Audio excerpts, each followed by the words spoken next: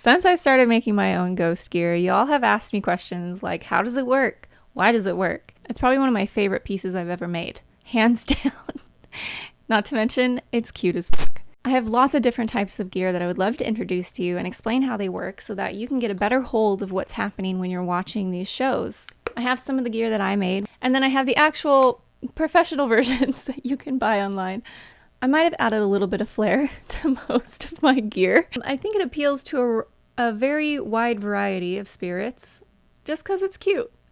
I started making gear because I felt like there was a need or want from not only myself but a couple of my friends for cute gear. I mean, you can only bedazzle so much before you kind of like are over the sparkles, you know what I mean? So I started creating things like this proximity meter.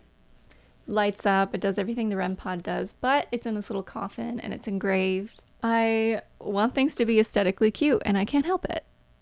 Like this beautiful bedazzled REM pod. So let's just jump into it so I can explain to you why we use these things in the field and what the science is behind them. I'll do my best to keep this easy to understand, and if you have any questions, just let me know in the comments.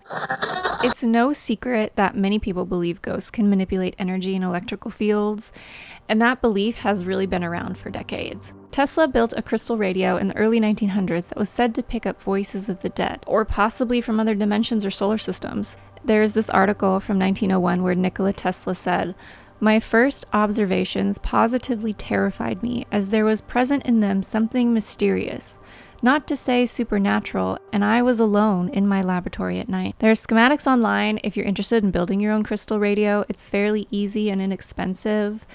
Lots of people have these videos of them experimenting with it and how it reacts to different conditions, and I definitely suggest looking it up if that's something you're interested in. Growing up, some of my favorite ways to communicate were with candles and flashlights, mainly because they're super easy to get a hold of, cheap, and being 12 or 13, it was something that me and my friends could easily buy at the store. If you're just getting into paranormal communication, it's a fantastic place to start without having to break the bank. One way you can use a candle in a session is to ask spirit to make the flame dance for yes or stay still for no. It's a really fun experiment to have with your friends. Together you can experiment and try to debunk what happened. Test your ideas by asking more questions like, was it the AC? Did someone breathe too hard?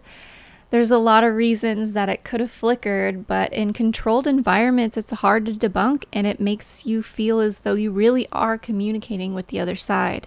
It's such a fun experiment to try, alone or with your friends. So flashlights, it has to be the kind that have screw tops. You know what I'm talking about? You screw them on, you screw them off. Flashlights work by twisting them nearly all the way off so that the connection is barely touching.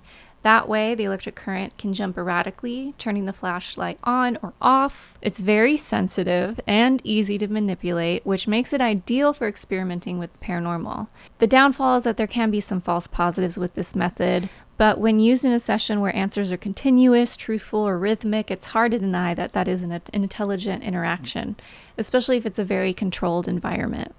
I've had sessions where I had two flashlights sitting next to me. One was for yes and the other was for no, and they both stayed off until I started asking questions. And during my session of asking these questions, only one would turn on at a time, and then by the end of the session, they both stopped. I feel like a session like that is super fun. It's great if you're able to video it so that you can go back and just watch the evidence and dive further into what happened so that you can either debunk it or understand what it was that you were talking to or who you were talking to. It is very important to set up your environment so that you don't have any interference from the outside world. Since movement or shaking can cause these flashlights to turn on and off, it's not a good idea to have anyone walking around or jumping around or shifting. So, before we get into any more of the tools and the ideas behind why they work, I'd like to talk about proper etiquette. It's good practice to introduce yourself and set proper intentions and boundaries before a session. That way you don't accidentally call in entities other than the ones you want to speak to. Which I've done. I usually say something along the lines of, "Hello, my name is Alex. I'm here to speak with the spirits of this home." Keyword being this home. You can come speak to me in the device in my hand, or you can instruct them how to use the device that you're trying to communicate with. When the session's over, you can close it by thanking whoever you made contact with, stating that the session is over, and then saying goodbye. This part is very, very important. I'm sure you've heard of people talking about open portals and ghost hunting shows. This is one way to accidentally do that. If you continuously communicate without setting boundaries, there's a strong possibility that you will open a space to invite anyone or anything to enter. And if you don't say goodbye or end the session, you could leave it open for an undefined amount of time, which is very unsafe and quite irresponsible. Many of us who were just starting out before these tools were readily available to look up on the internet have messed up and not done this, and understand how important it is to do now. And I know by experience that this is actually a very important thing to practice every time you walk into a session where you're trying to talk to spirit. Growing up, I invited something into the home that I was living in at the time, and it took me a year and a half, maybe 2 years, with the limited tools I had in order to get rid of it. It was a terrible type of, I wouldn't say attachment because it didn't follow me everywhere, but it was definitely in the house all the time, and everyone in the house was bothered by it. So do take it seriously. Even if you are a skeptic, it's good to walk into things that you don't typically do with respect. So moving forward, let's talk about the bigger pieces of technical equipment.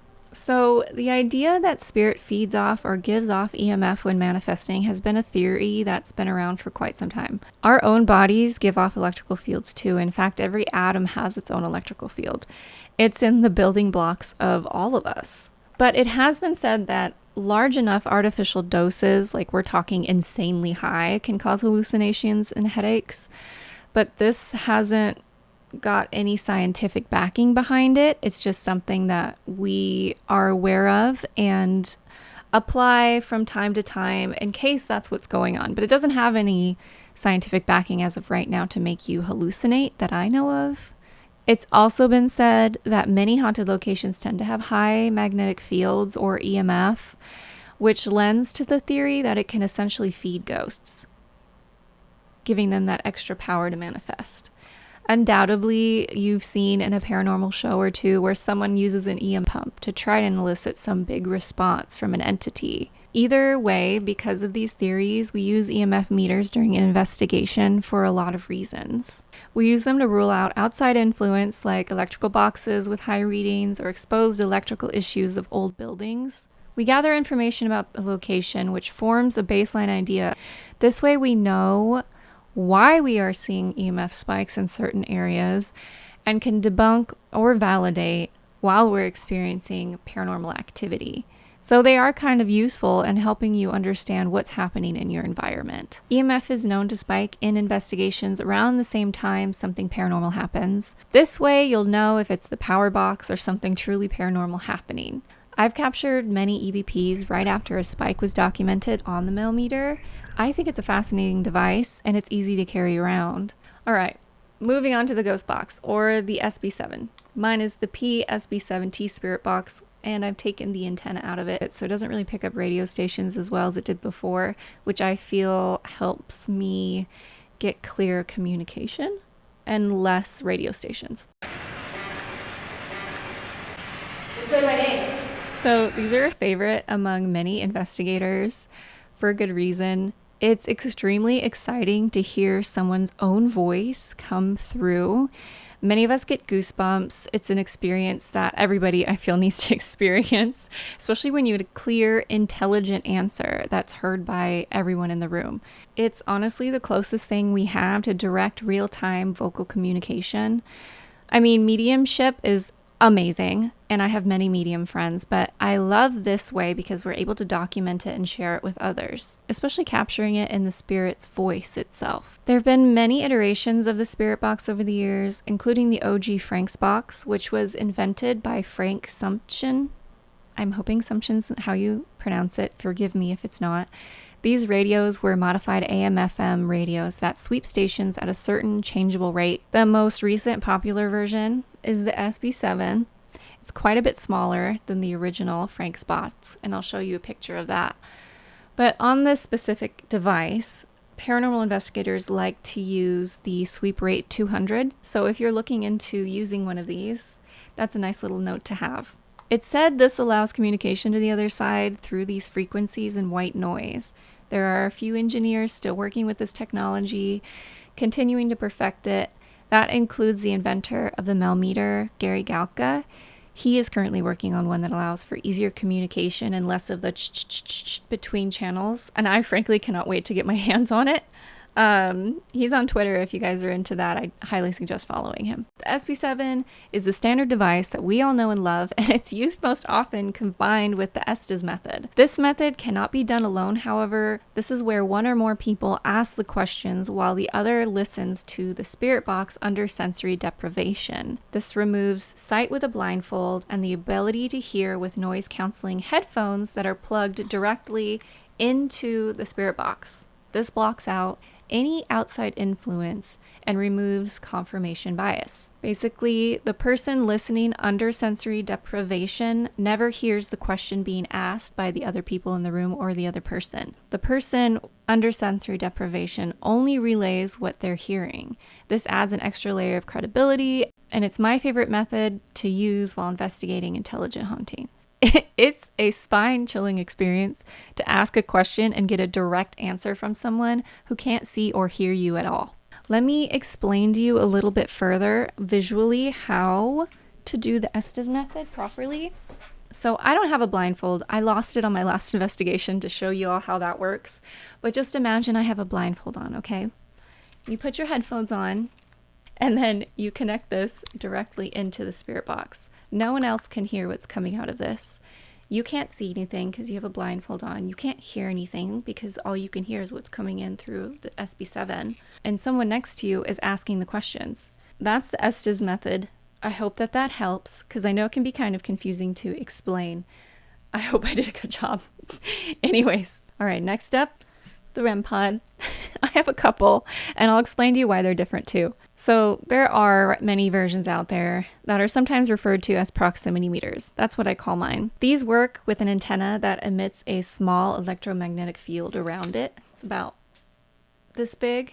It's not very big, but it's big enough that it's easy to interact with. When something enters that field, an alarm will sound and the lights illuminate. Hence the name proximity meter. This works on the earlier theory that spirits can feed or give off EMF, which allows them to interact with this much easier. They simply just need to enter the field around the device to set it off. It's a great tool for yes or no questions, given that it must be interacted with to go off. False positives are not as much of an issue in a controlled environment. I've had so much luck with these. It's one of my favorite tools, and I never leave my house without one when it comes to investigating. If I were to bring a pack of things with me when it comes to investigating, it's always a REM pod, it's always a digital recorder, it's always the Melmeter, and the SP7 spirit box with the Estes method set up. Those are honestly my favorite tools, and I will always go into an investigation with them.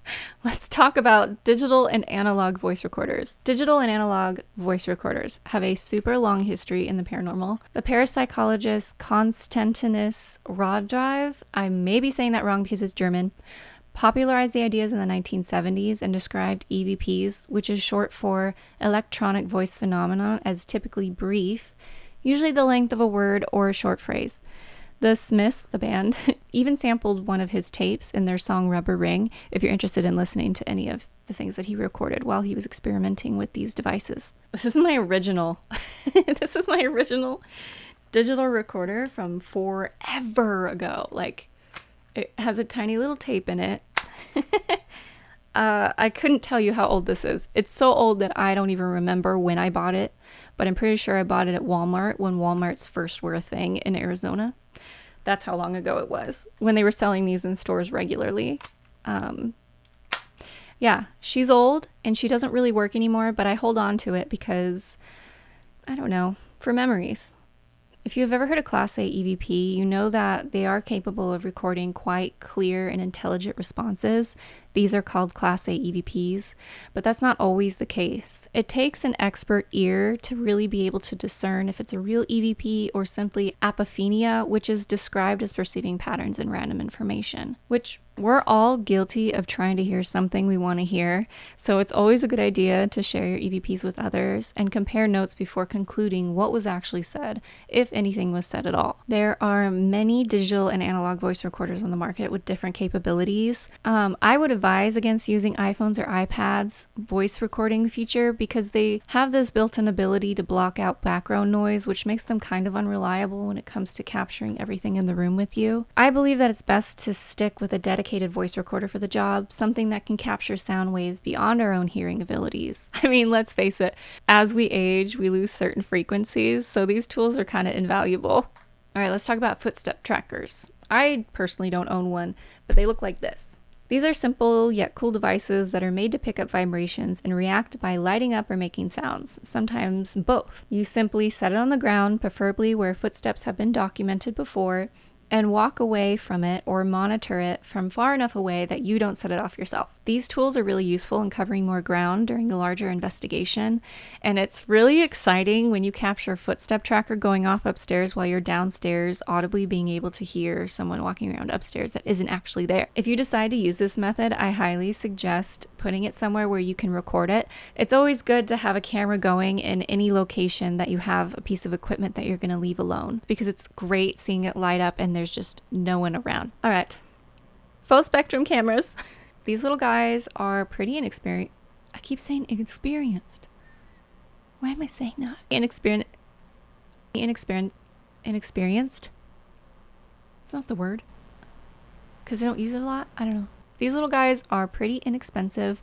I got mine on eBay for like $55. It's one of those knockoff action cams. I'm not sure if it's worth saving money because this thing gives me a lot of trouble, and you can only record in 15-minute increments before it completely turns itself off. I have lost so much footage with this little thing. Anyways, just be aware that if you buy the knockoffs, these little knockoff cameras, they only record in 15-minute increments. Well, some do, some don't. So do your research because this has driven me fucking crazy. Anyways, love them. These are cameras with the ability to see the full spectrum of light, invisible to the human eye. These have a great track record of being able to capture shadows and sometimes full body apparitions. It's a super helpful tool to expand your own eyes' ability to discern what you're seeing. If I can get this to turn on, I'll show you how it works. Having a tool that can capture the full spectrum of light usually has this interesting oh, it's gone. And it's dead. It has a really pretty kind of like pinky tone to it, which I love. When you're using these, it is a good idea to use an IR light. So this brings me to IR lights, infrared lights. Infrared lights help expand our own view at night because without them, we'd be wandering a hall in complete darkness, not knowing where the hell we're going. Especially those haunted buildings that are abandoned and don't have any electricity, it's good to have a strong enough IR light that'll show you where you're going. IR lights fill the room like a flashlight would, but our human eyes cannot really see it. Specific cameras can pick up on it, and those are typically the handy cams that you see used quite often. We can see it through our handheld camera monitors, and that helps us navigate without running into walls. I'm sure you've seen it on some shows where they're like, let's show you how dark it actually is in this room, and they close the little monitor and it's just pitch black, basically helping you not run into walls. It's wonderful. Yeah, when looking through our handheld camera monitor, we can navigate without running into walls, which is fantastic. Another great feature of IR cameras is the ability to capture anomalies that we wouldn't normally be able to see. The human eye can detect wavelengths from like 380 to 700 nanometers, which is what we call visible light, because that's what we can see. Infrared radiation, or IR light, is the band in the electromagnetic spectrum with wavelengths around 1 millimeter to the nominal red edge of visible spectrum, which is around 700 nanometers. In other words, it can see a heck of a lot more than we can, which is why most investigators use this for every single investigation. It picks up anomalies that we wouldn't normally be able to see, so it's a great tool and it helps us to really navigate our surroundings. With what we're able to see and hear being so limited, I think it's super important to bring things like that along. That kind of technology helps expand our worldview and see in the dark and hear what we can't actually hear with our own ears. Let's talk about the Ovilus. It's known to convert environmental readings into words. According to the makers of Ovilus, words are voiced from an onboard dictionary based on environmental readings. The Ovilus does not employ any random generation or algorithm to create speech in any sentence or structured form. When energy changes are detected, the magnitude of the change is used to detect one of 2048 predefined words. During normal operation, the Ovilus will voice many words. This is the environment changes around the Ovilus triggering the voice. So that's from their site. That's what they say this thing does. And I wanted to read that because I don't think I'd be able to put it in better words than that, honestly. The Ovilus does say out loud the words that it's receiving, which is also super cool. It's widely held that paranormal events create changes in the environment, and these events could be detected and used to voice the words that are coming from the Ovilus. So I saved the best for last, and that's the SLS, the Structured Light Sensor Camera System. These actually started with the movie Paranormal Activity. I actually didn't know that. I Googled it and I was like, you're me. I think it was Paranormal Activity 4. In the movie, Xbox Kinect mapped in a creature that you couldn't see with your own eye, which terrified audiences. It uses a ton of tiny little infrared lights projected 30 times per second onto the environment, alongside a depth sensor to capture and calculate close to real time. It does have a database to help map in figures, which it uses to decide if it's a person or a chair, but this is not always reliable, especially with the way that people have been changing it. Now it doesn't really know if a chair is a person or not, so sometimes you gotta just take it with a grain of salt and really make sure that what it is that you're seeing is actually a figure, a humanoid figure. So it was Bill Chappell who was the first to tweak the machine in a way that was specific to ghost hunting, and he called it the SLS, or Structured Light Sensor Camera. And although this is a fantastic tool, it still maps in glitches as people. It's up to the user to test and verify the validity of the figures, usually by asking it to raise a hand or asking the figure to move to one side. You need to be very specific because if it's a glitch, it's going to be moving quite a bit.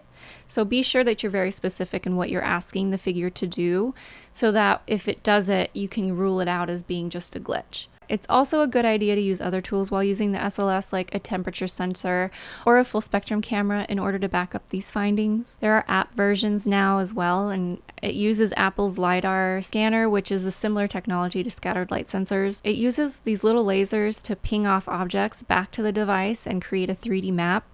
It's called a point cloud, and it has scene depth that produces a visualization of the physical environment.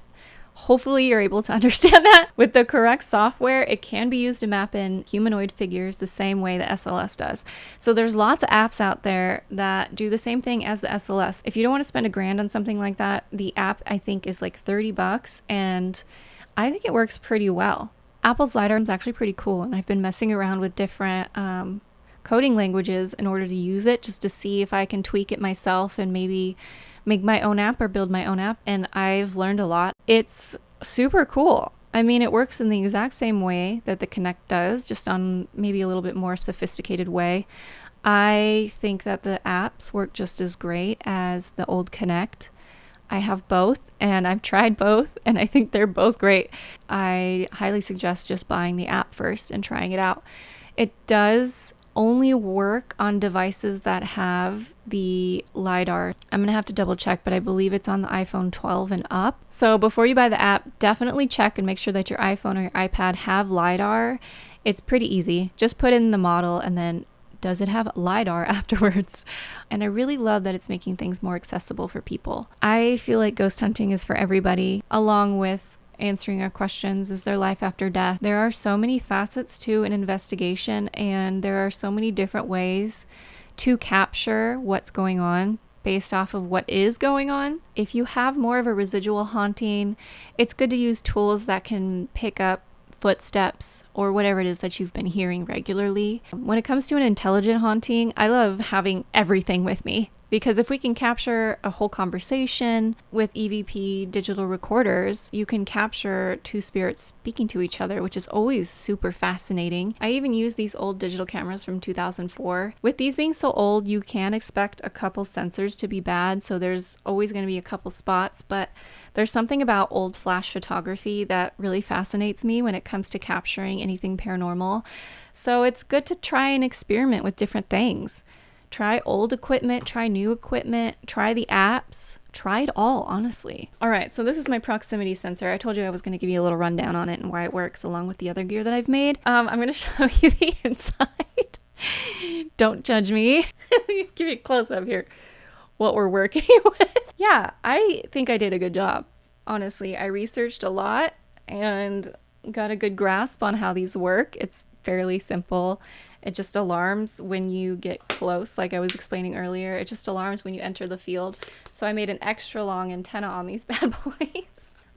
They lay on their back or they lay straight up, and if you touch them, they go off. Same with the regular REM pods. Some REM pods have other features built in. This specific one lights up more lights the closer you get. So you'll get a good understanding of how close to the antenna it is based off of how many lights illuminate. It also has the ability to detect fluctuations in temperature.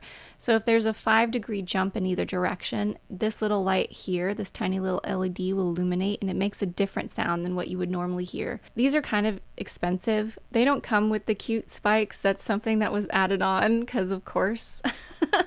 But these are pretty easy to use. Underneath here, you put the battery in, you turn it on. All right, this is how it works. And then the closer you get, it starts to light up more. So that's nice to have. Not talking shit on mine because mine's great. Mine illuminates no matter how close you get to it. So I've had experiences talking to very intelligent beings or spirits or entities where they would answer in the same strength every single time. So I would ask a question and it would go to the yellow light, and only the yellow light, no less and no more. And I find that really, really fascinating, how they can manipulate the energy around the antenna in a way to respond with the same amount of energy every single time. So let me explain what the Melmeter does really quick so you can get an idea of what the specific model does. It has a couple upgrades that I would love to share with you. This one does show you what the EMF field is rating at. So this one does show you what the EMF is. As I'm getting closer to my devices, you can see it spike a little bit. It gives you a reading up here along with the temperature. These are both useful tools when it comes to paranormal investigating. And if you notice the antenna up here, that's because it has a built-in REM pod. You open the back here, it says REM. You hit that button, and then you can set it up and use it as a REM pod the exact same way that you would use this one. So like I was saying earlier, it's really fascinating to have a conversation with an intelligent spirit or entity that's able to respond to you with the same amount of energy every single time. This one has the same meter. So like the closer it gets to the antenna, the more lights light up and the louder it gets. So you're able to document how strongly it's reacting to the questions that you're asking. And that, I think, has helped me know when to end a session many times. I've been in scenarios where I was talking to a malicious entity. They were responding in a way that didn't feel threatening. And as soon as I started talking about something that was a little bit more intense, they brought it up all the way to a 10, and it was screaming. The device was making some loud noises, and it was telling me to get the hell out of there, so I hightailed it out of there. If you know it's not going to be a malicious spirit, I would suggest doing something like this. But if you're dealing with malicious entities or entities that just don't mean well or are angry, I like using something that'll give you more of a visual idea of how much energy they're using in responding to you. Then you can take that and apply it to whatever it is that you're doing. Hopefully I didn't rant about that for too long. Also, if you're having a hard time deciding between analog and digital, I don't know what to tell you because I have the same problem. I wish I could bring like an entire trunk of stuff and just set it all up and try it all at the same time. But yeah, digital recorders, these little Sony ones, the ones that are like $10 on eBay, they all work the same.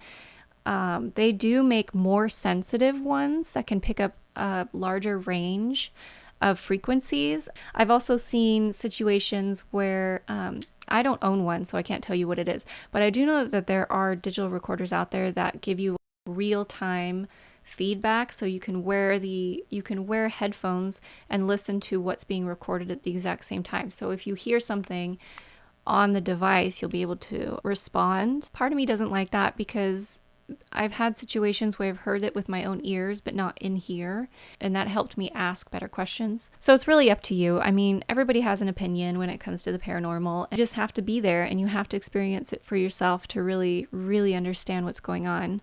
Oh my gosh, I almost forgot about these little motion detector balls. These are great. I don't have the best luck with them, if I'm honest with you. The only time I've ever had motion activated anything really work, is in really intense hauntings where they had a lot of power to be able to move things. Balls are great though when you're dealing with kids. This is just an EMF detector. You can see it going off a little bit around the electronics. This illuminates blue whenever it detects a spike in EMF. Everything has its pros and cons. Everybody has a different opinion on what it is that they like using and what they don't like using, and what environment you should bring this into and what environment you should bring that into. And honestly, all of it's valid. If you're just starting on your journey to investigate the paranormal, I always tell people you don't have to spend a lot of money when it comes to investigating. But flashlights, candles, and an EVP recorder, that will set you back maybe $15 total. You can buy EMF detectors on Etsy for pretty cheap. This guy I made a few weeks ago, and he's probably my favorite because his eyes light up. So if you're interested in it, I suggest doing it the cheap way first. See if it really sparks something in you, and if it's something you want to continue, then you can invest in something bigger.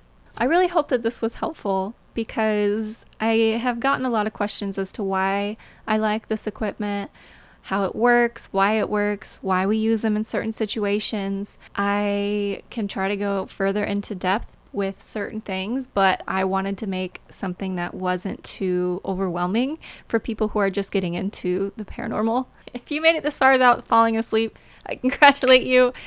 We should probably be friends because this stuff fascinates me too.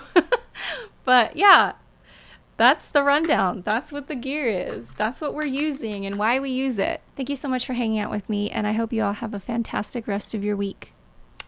Go hunt some ghosts.